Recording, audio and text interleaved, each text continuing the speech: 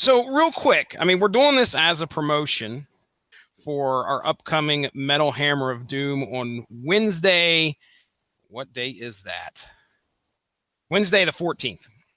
So Metal Hammer of Doom, for those that you don't know, is a podcast right here on the Radulich and Broadcasting Network where we discuss some of the great metal albums that come out. And we usually are pretty regular on a schedule every week. So if you want to hear us talk, first off, if you want to hear a little bit of the album and then hear us talk about it, even if you just want to hear a little bit of the album, it's there.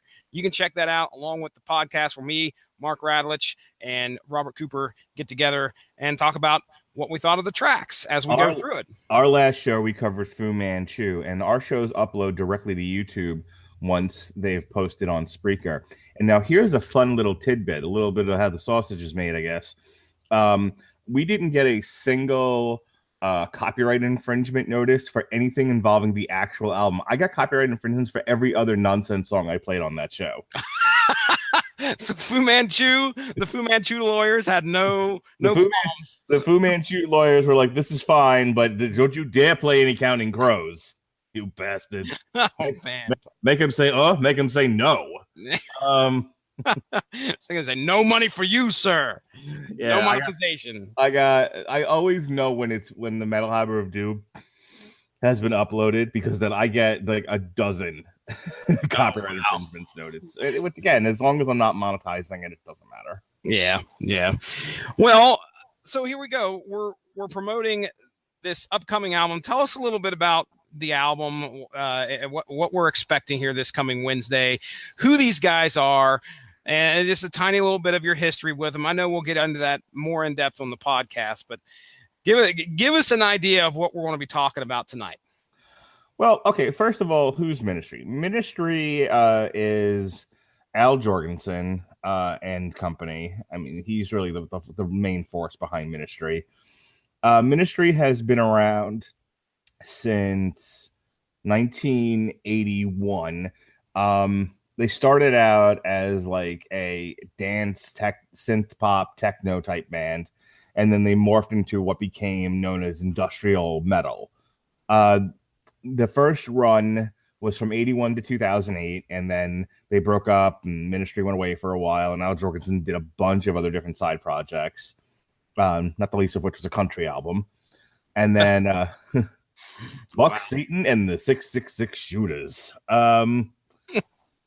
But they came back in 2011.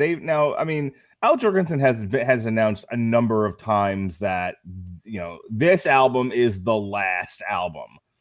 Like I said, he's said that a few times. I think The Last Sucker was supposed to be in 2007, was supposed to be the last album, because it had completed the George W. Bush trilogy, which had begun with Houses of the Mole, which was in 2004, and then Rio Grande Blood, 2006.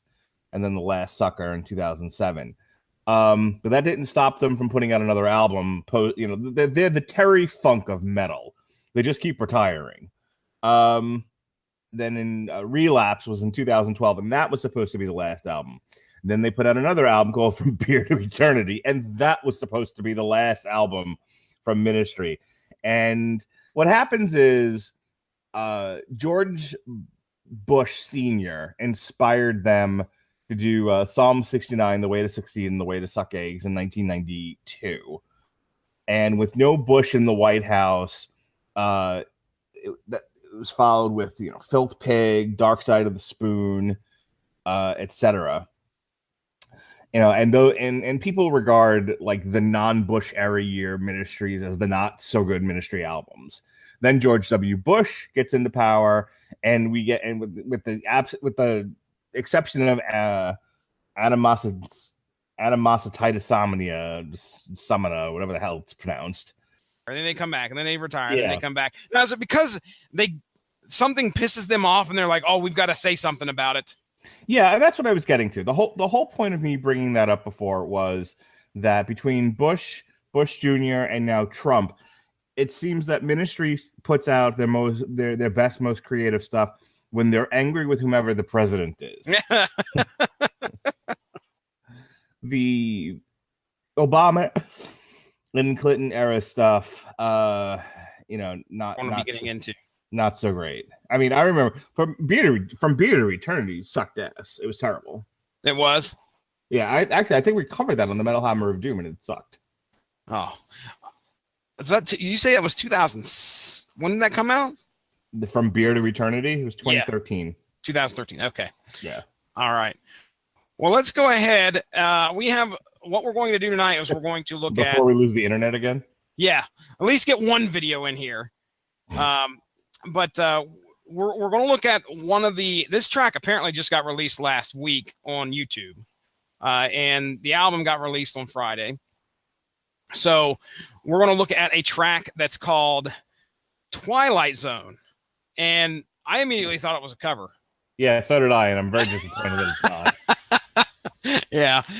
So we're looking at Ministry Twilight Zone. So Mark, we have it all queued up. 0, 0, ready to go. All right, 3, 2, 1, go. Okay, so have you watched the video before we started talking about it? Just a little bit of it, to see what, just kind of test sound and everything. But yeah, so we start off with Trump here, and a lot is made of Trump saying, I have all the good words. And no, he's not the most eloquent of presidents we've ever had. But if you read enough history, you'll find that not every president we've ever had was particularly eloquent. Some sound like dummies. Yeah. But for whatever reason, they're able to capture the presidency. They're able to capture the hearts and minds of people. And I think Trump is just another example of that. I think there's sort of this obnoxious expectation among certain people that like the president has to be the most talented, the most eloquent, the smartest man in the room. And I'm like, that's not that. I think oftentimes the president is a reflection of the majority of Americans, and I think certainly Trump fits that bill. Oh yeah, I could agree with that. Very interesting opening here, where it's actually kind of mimicking the old Twilight Zone show. Yes. And once again, I'm sad this isn't a cover of the song. Now, Ministry's got a neat sound. Why don't you let our listeners know what they could kind of. I mean, obviously they're watching the video and hearing it as we're talking. Well, it's industrial metal. It's traditional heavy metal mixed with synthesizers, and you can hear scratching records here. Yeah, we got the old DJ Lethal, bring it on. We got the old DJ in the back there scratching, itching and scratching and itching. This song is 1 million minutes long. Yes. So we're 2 minutes into this, and we're still in the fucking intro. Have you looked at the album on Spotify yet? It's the Statue of Liberty, like doing a Ronnie Adams. Yeah. Well, particularly the track lengths. I think what we're going to get right here in this video release, it's kind of like an amalgamation of track 1 and track 2. Okay. Because I think track 2 is this song. Right. But track 1 is also the intro to this song that we're watching on here. Okay. So it's going to be...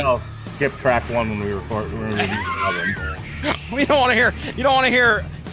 It's funny because the whole slowdown thing, where they're talking and they kind of slow it down, slow down the clip or whatever they're doing. That happens in I think the third song as well.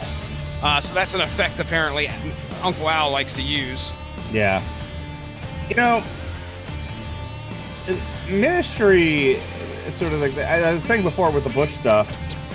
They get so angry. Al Jorgensen gets so angry about his perception of what the president is, what it should be, and what it ends up being. Yeah. And then I think there's a frustration that comes out of the music that other people in large portion aren't seeing it from his point of view. Mm-hmm. I think there's a lot of people that like the music, and on a very base level, the president sucks. Anarchy rules. Yeah. But it's never any deeper than that. You know, and so you get guys like Al Jorgensen and Fat Mike from NoFX who are like, you know, we really need to do something, and everyone's just like, I'm just here to mosh. Keep your politics out of my music, man. It's not even that. It's just that they're just not going to do anything. Like, I think, you know, I think Al Jorgensen feels like his music's going to inspire people to, like, vote a different way. And I'm like, that's never going to happen, pal. My pal, Al. My pal, Al. It's a lot of dystopian imagery. It's a lot of intercutting of news footage and, you know, footage of Don, good old President Trump. The band's playing behind a fence. Yeah, like you got to figure out are these a bunch of Trump supporters that are upset at the fact of what they're saying because you know, we got the police out there and they seem awful angry. They're flipping off Al and the rest of the band. Well, Ministry has always been very hyper liberal and, you know, very, you know, anti-Republican. Dude, one of the songs on the album is called Antifa. Antifa, yes, Antifa. As in other words, that anti-fascist. So no, I believe that's the it's short for Antifada. Antifada, what the hell's that? I'd have to look it up. No, sir. I believe. I believe it is short for the big group that is are anti-fascists. I'm thinking of Intifada. Sorry. What is that? An Intifada, the Palestinian uprising against Israeli occupation of the West Bank and the Gaza Strip, beginning in 1987. Oh, okay. So I'm thinking it's a playoff of that. Well, we'll have a fun. I don't think I've heard the song yet, so it'll be. I like the harmonica playing. Yeah, well, I'll tell you right now, what I've heard of this album, I listened to just a tiny little bit of it today. I was impressed. Oh, okay. Because have you heard From Beer to Eternity? From Beer to Eternity is pretty terrible. I don't know if I did. You may have played something for me. I'm sure I might have even listened to you guys review it. But I was literally like, okay, this is not such a bad album so far that I've listened to. So we may be surprised. Now, Uncle Al's going on a trip here. As to why we're hanging out with the natives and decided to go on some kind of peyote trip or whatever. Quest, yeah. Vision Quest. There you go. So the TV on top of TV thing, that's also like dystopian, like futuristic. 1984. Yeah. Yep. Yeah. It's all just a big giant ripoff. We're not impressed with your video, AmeriKKKant. Oh boy.